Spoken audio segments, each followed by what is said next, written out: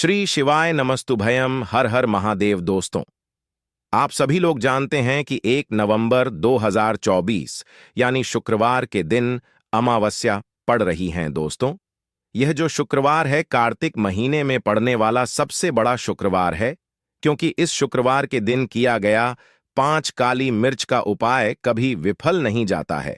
और आप सभी लोग जानते हैं कि यह जो 4 मास होते हैं, ये भोलेनाथ को बहुत अधिक प्रिय होते हैं, जिसका बहुत ही बड़ा और विशेष महत्व होता है।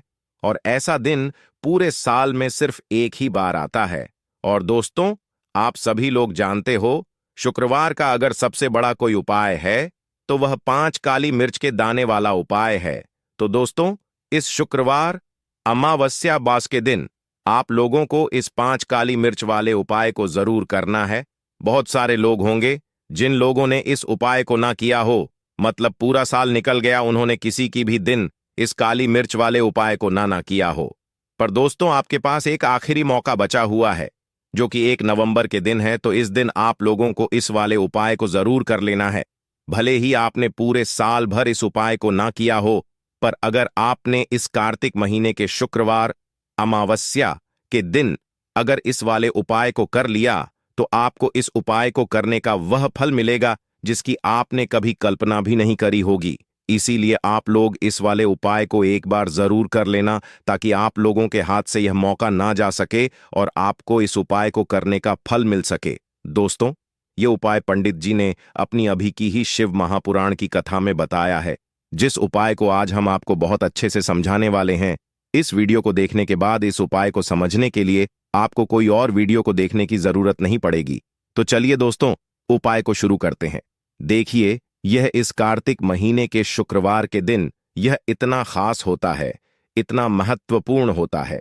देखा गया है, कभी कभी बड़े बड़े पूजा पाठ अनुष्ठान से जो मनोकामना पूर्ण नहीं होते, वह कार्तिक महीने के दिन एक छोटे से उपाय करने से ही आपकी मनोकामना पूर्ण हो जाती है। और बहुत सारे लोगों ने इस उपाय को किया भी है और उनको इस उपाय को करने का फल भी जरूर मिला है। अगर आप लोग भी इस उपाय को करना चाहते हैं, तो आप इस उपाय को पहले अच्छे से समझ लेना, उसके बाद करना। आपको इस उपाय का फल जरूर मिलेगा। और इस उपाय को कर लेने से आपके घर में चाहे किसी भी प्रकार की दुख और समस्या क्यों ना चल रही हो, आपको उसका कारण भी नहीं पता है कि भाई यह समस्या किस कारण से चल रही है। उसका कुछ भी कारण हो सकता है, जैसे दोष हो सकता है या किसी भी तरह का मंगल दोष भी हो सकता है। तो इस दिन आप लोगों को यह वाला उपाय कर लेना है। यह एक ऐसा उपाय है जिस उपाय को अगर किसी विशेष दिन पर किया जाए, तो भाई उस विशेष दिन का जो है वह तो हमें मिलता ही मिलता है।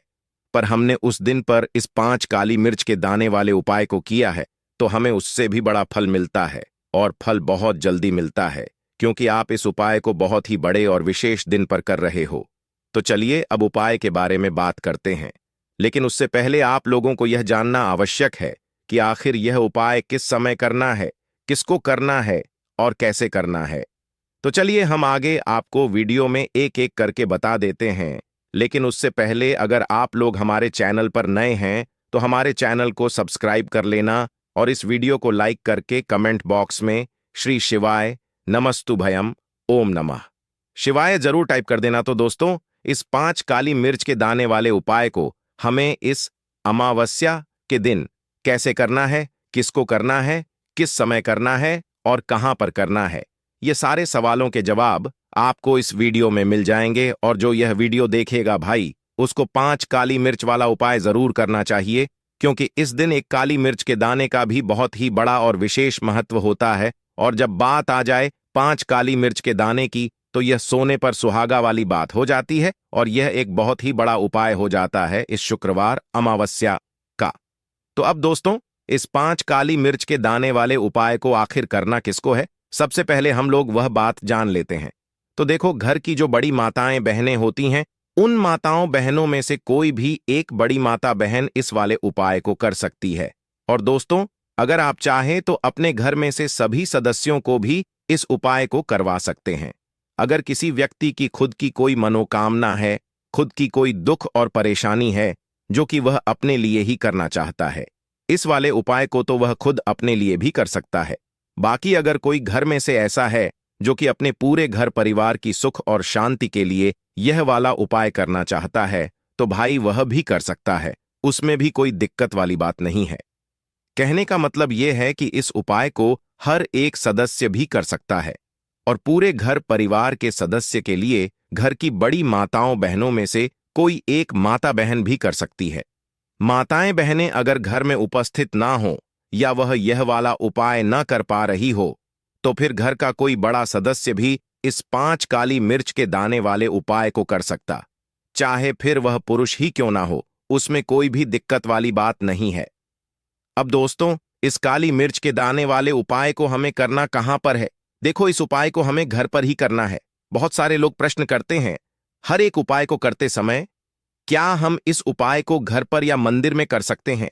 देखो, तो इस वाले उपाय को आप घर पर करोगे तो अच्छा रहेगा, मंदिर में नहीं करना है इस वाले उपाय को। उसके बाद में दोस्तों, जो अगला प्रश्न निकल कर आता है वह यह आता है इस उपाय को लेकर कि आखिर इस उपाय को हमें किस समय करना है, सुबह के समय करना है कि शाम के समय करना है?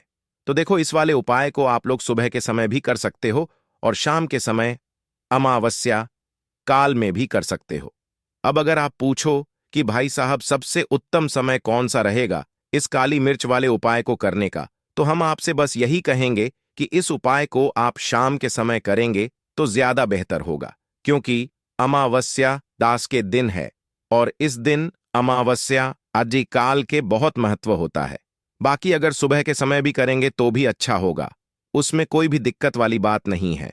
तो अब दोस्तों, जो अगली सबसे बड़ी और महत्वपूर्ण बात आती है वह यह आती है कि सुबह अगर हम उपाय को करेंगे तो हमें कितने बजे से लेकर कितने बजे तक के बीच में करना है, और शाम के समय अमावस्या काल में करेंगे तो हमें कितने बजे से लेकर कितने बजे के बीच में करना है। तो देखो, सुबह है, जितनी जल्दी हो सके आप उपाय को करने की कोशिश करना। बाकी अगर किसी कारणवश लेट भी हो जाओ, थोड़ी देर भी हो जाए, तो 10 या 11 बजे तक भी आप उपाय कर लेना, पर 12 बजे से ज्यादा देरी ना हो, ठीक है? इस बात का ध्यान रखना। उसके बाद में दोस्तों, अगर शाम के समय अमावस्या काल की बात करें, अमावस्या काल का जो समय है होता है वह शाम के 6 बजे से शुरू हो जाता है। मतलब शाम के 6 बजे से लेकर 7 बजे के बीच का जो समय होता है, यह समय आश अमावस्या सास काल का समय होता है। पर अभी जो मौसम चल रहा है, इस मौसम में जो है शाम बहुत देरी से होती है, तो आप इस उपाय को 7 बजे या 8 बजे के बीच में भी कर सकते हो। मतलब शाम के 6 बजे से रात 8 बजे के बीच में आप कभी भी इस वाले उपाय को कर सकते हो, उसमें कोई भी दिक्कत वाली बात नहीं है।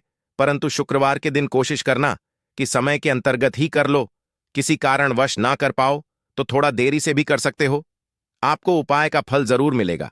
देखिए, इस वीडियो में जितने भी उपाय हम आपको बताएंगे सभी उपाय सरल है।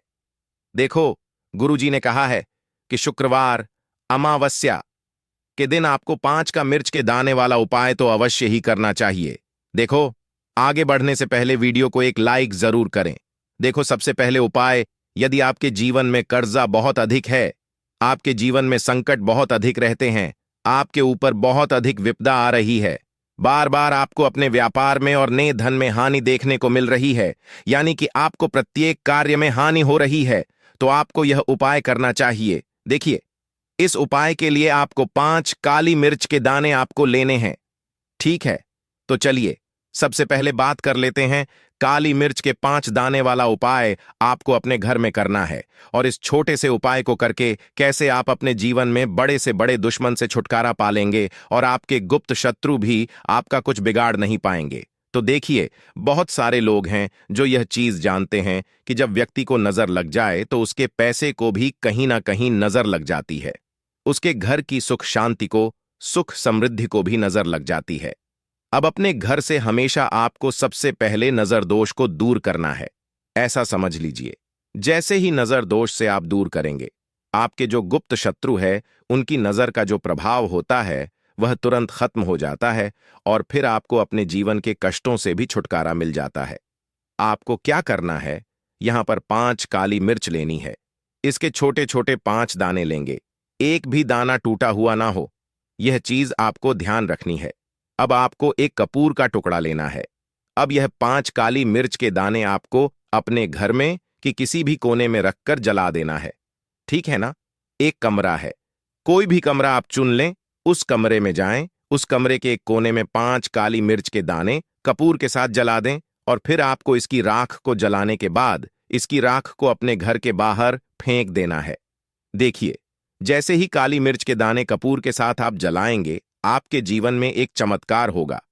आप देखेंगे कि आपके घर में जो अचानक से दुख आ रहे थे, जो धन को लेकर आप परेशान थे, जो पैसा नहीं आ रहा था, या घर में बीमारियां बढ़ रही थीं, या कोई ऐसा व्यक्ति आपके घर में था जो हमेशा बीमार है, चिड़चिड़ा स्वभाव भाव है, उसका हमेशा क्लेश घर में कर रहा है, ना तो यह चीजें आपके घर से दूर हो जाती हैं, और नजर दोष अगर किसी को लगी है तो वह भी दूर होगी, और दूसरी चीज, आपके गुप्त शत्रु आपका कुछ बिगाड़ नहीं पाते हैं जब कपूर के साथ काली मिर्च के 5 दाने आप अपने घर में जलाते हैं। देखिए, काले रंग की जो वस्तुएं होती हैं, यह शनिदेव से जुड़ी हुई काली मिर्च के जीतने भी उपाय होते हैं। आपको बता दें, सबसे पहले तो यह तुरंत अपना असर दिखाते हैं, बहुत जल्दी यह उपाय सफल होते हैं। दूसरी चीज, आपके घर में कभी भी नकारात्मक ऊर्जा नहीं ठहरती है। जब काली मिर्च को आप अपने घर में जलाते हैं तो इस उपाय को करें और फिर आप देखें कि आपका बड़े से बड़ा गुप्त शत्रु भी, कोई भी आपका दुश्मन होगा, वह घुटने टेक देगा। इस उपाय को करते ही उनकी कितनी भी बुरी नजर क्यों ना हो, उसका आपके ऊपर, आपके घर के ऊपर, आपके पैसे के ऊपर कोई असर नहीं होगा, क्योंकि यहां पर सीधे सीधे आपको शनिदेव का आशीर्वाद मिल। तो यह पहला उपाय है जो आपको अवश्य करना है।